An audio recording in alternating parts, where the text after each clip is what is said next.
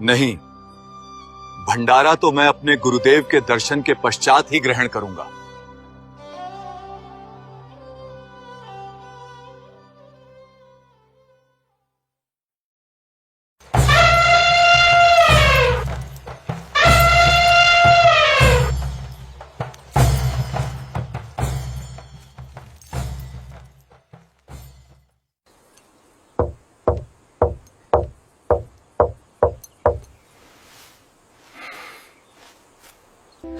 हे गुरुदेव, लगता है ये लोग आपको ढूंढते ढूंढते यहां तक भी आ पहुंचे। रविदास, तुम दरवाजा मत खोलना। ये लोग दरवाजा पीट पीट कर थक जाएंगे और स्वयं लौट जाएंगे। दरवाजा खोलिए गुरुदेव, आपका दास सिकंदर लोधी आया है। राजन, मैं बहुत दुखी हो चुका हूं। किसी ने मेरे नाम से झूठी चिट्ठी बांट दी है। मैं तो एक गरीब जुलाहा हूं, पूरे दिन जुलाहे का काम करता हूं। ताना बुनता हूं, तब जाकर मुझे 2 वक्त की रोटी भी मुश्किल से नसीब होती है। मैं कहां से भंडारा कराऊंगा? काशी में कोई सेठ भी नहीं है जो मुझ गरीब को उधार दे। सिकंदर, मैं इन रोज रोज के इन षड्यंत्रों से परेशान हो गया हूं। आज रात होते ही मैं अपने परिवार को लेकर इस नगर को छोड़ दूंगा।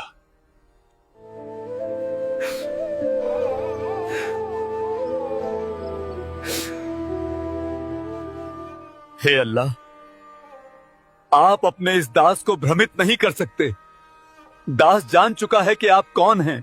बाहर आपकी मनमोहक लीला चल रही है। 18 लाख लोग भोजन कर रहे हैं, आपकी जय जयकार कर रहे हैं। दास आपके दर्शन करना चाहता है, दरवाजा खोलिए।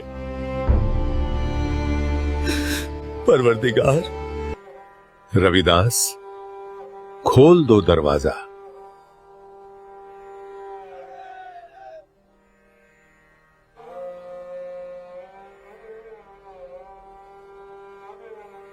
गुरुदेव, मेरे परवरदिगार, आप ही अल्लाह, आप ही मालिक हैं। हे परवरदिगार, मुझ दास के साथ भंडारे में चलिए। सब आपका इंतजार कर रहे हैं, आपके दर्शनों के लिए ललायत हैं मेरे मालिक। दिल्ली के बादशाह सिकंदर लोदी के आग्रह पर पूर्ण परमात्मा कबीर साहिब अपनी कुटिया से भंडारे के लिए चल पड़ते हैं। से ही कबीर परमात्मा अपनी कुटिया से प्रस्थान करते हैं, आकाश से एक सुंदर मुकुट उतरता है जो उनके शीश पर स्वयं आविराजता है। उसी क्षण आकाश से फूलों की वर्षा होने लगती है। दिल्ली का राजा सिकंदर लोदी अपने गुरुदेव कबीर परमात्मा को शाही हाथी पर बिठाता है और श्रद्धा से उनके ऊपर चमर सेवा करता हुआ भंडारे की ओर प्रस्थान करता है। जब कबीर परमात्मा उस दिव्य भंडारे के समीप पहुंचते हैं तो वहां उपस्थित असंख्य साधु संत उत्साह और भक्ति में डूबकर जयकारे लगाने लगते हैं।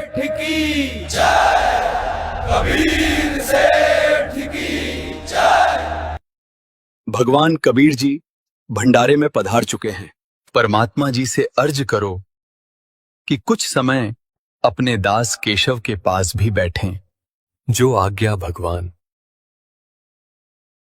वहीं भंडारे के मुख्य तंबू में विराजमान कबीर परमात्मा के ही दूसरे स्वरूप केशव जी को यह दिव्य समाचार मिलता है।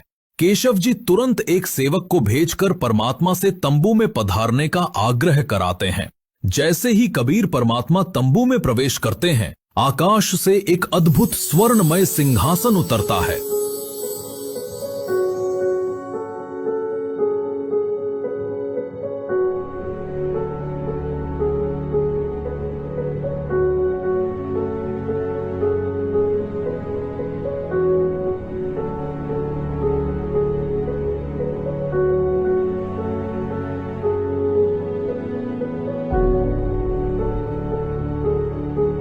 जिस पर स्वतः ही एक मनमोहक रेशमी आच्छादन बिछ जाता है। पूरा वातावरण जयकारों से गूंज उठता है।